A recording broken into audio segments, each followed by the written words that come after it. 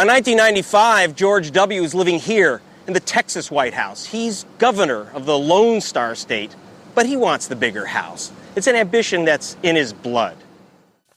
His march on Washington in 2000 would require him first to capture the Sunshine State.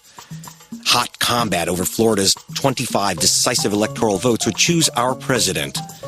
I flew south for BBC TV to find out how George Bush took Florida away from Al Gore by the unbelievably tiny victory margin of just 537 votes. At least that's the official count. And it doesn't hurt that the man who's in charge of the count is also named Bush. My brother, George W. Bush, the next president of the United States. Governor Jeb Bush promised Florida to his brother, as did this woman, who also swore to deliver the state, Katherine Harris, both Florida's Secretary of State in charge of the vote count and chairwoman of the George Bush for President campaign. Nevertheless, Al Gore was running ahead of the Bushes because 250,000 African Americans lined up to register to vote.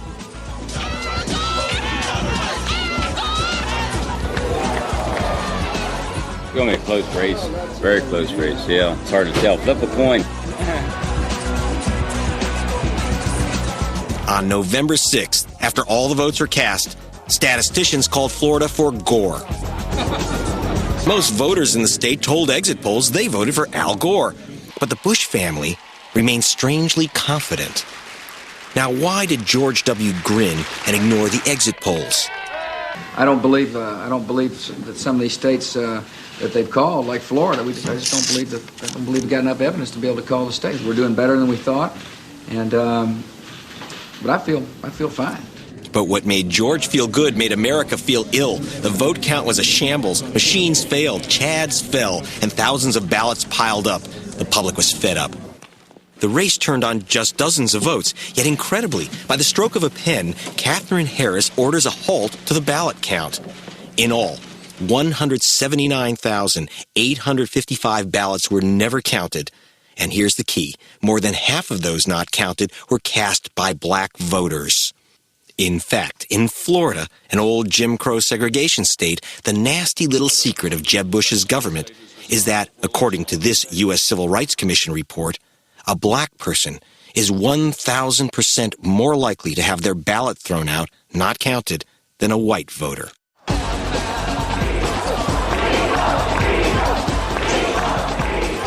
And something else seemed crooked. Thousands of black voters, when they showed up to vote, were turned away because they were listed on voter registers as convicted criminals. But were they? I met with Willie Steen. Like 94,000 others, he'd been tagged a criminal. He was not allowed to vote in Florida because Jeb's elections officials said he was a felon. So, Willie, fess up. Are you a criminal? No. No criminal at all. Never been convicted of any crime. But they had you down as a felon. Yes, they did, but not me. Wrong person. I've never been arrested in my life, you know. Was in the military for 4 years. Got out of the military, been in the medical field ever since. I mean, you can't even work for a hospital being a convicted felony. And I was in the Persian Gulf War in '91.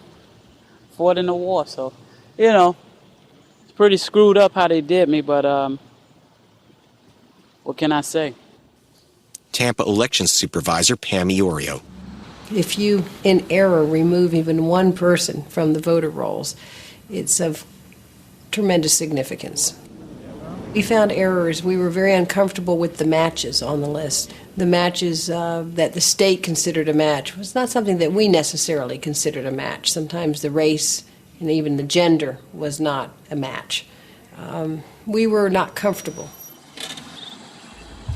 Using some legal snooping techniques, I was able to get into Florida's computers and cracked open the files that named Willie Steen and other black voters as criminals. From Katherine Harris's elections office, I decoded this list of 57,000 names of convicts matched to Florida voters. Thomas Alvin Cooper is convicted in Ohio. He's a white guy. Thomas Cooper of Florida loses his vote. He's a black guy, and he's listed for a date of conviction of his felony, January 30th, 2007. All it is a people who have names similar to someone who's been convicted somewhere in the United States of a crime. 95% of them are completely innocent, should never have lost their vote. How did you feel when they said you're a criminal? Well, for one, I was upset, I was ashamed, with 40 people around. It made me feel real bad. And I'm just hoping that I get a letter stating, hey, you can vote again, Willie.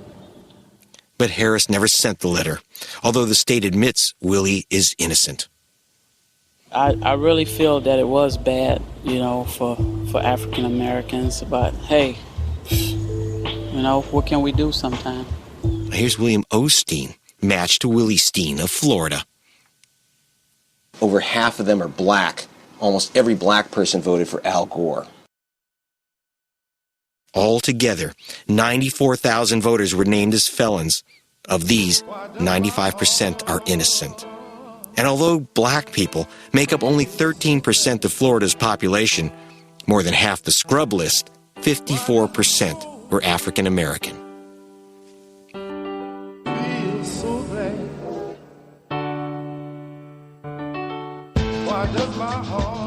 I flew to the state capitol, to Governor Jeb Bush's office tower, to find out who came up with this fake felon list that elected our president. All those innocent black voters, thousands who lost their vote. Was it just a coincidence? Not according to this document, which fell into my hands, which proves that the election was signed, sealed, and delivered long before any ballot was cast. The state hired a company called DBT ChoicePoint. This document, marked confidential and secret, indicates that the company was paid millions to create lists of criminals who should be barred from voting, and then verify that those lists were correct. But Florida state officials told ChoicePoint not to bother verifying the names, despite ChoicePoint warnings that it could mean thousands of innocent people would end up losing their vote. And First Brother Jeb Bush is also implicated in the illegal voter purge. His office blocked the registration of 50,000 new voters, almost everyone a Democrat. In this letter, Jeb's office denies the letter exists. At the heart of the felon fix is this man, Katherine Harris's aide, Clayton Roberts, Harris's director of elections. I took my BBC television crew to Florida's Capitol building to meet up with Harris's operative. 18th floor, Division of Elections. We've come to ask Mr. Clayton Roberts, the director, a few questions. But when I began to ask him about the documents marked secret, he became a little uncomfortable. We have a statute that says we have to have a private company to do this. We put it out for bid. They got the bid. And I think I'm done with this interview. Wait, well, let me just show you the contract, if I could. Mr. Roberts, wait. It says here, right in the contract, that the verification is supposed to be done by DBT, that you paid them $4 million. Don't you it could look to other people that you paid $4 million to purchase this election for the Republican Party? Mr. Roberts? Instead, Mr. Roberts called in the state troopers to remove us from the governor's office building. It's interesting here, huh? Oh, man, never dull moment.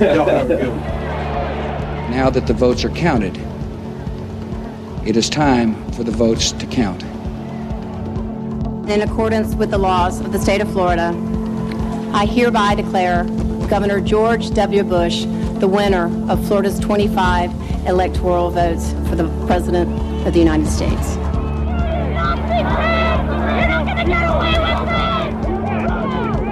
I wish to point out that our American democracy has triumphed once again.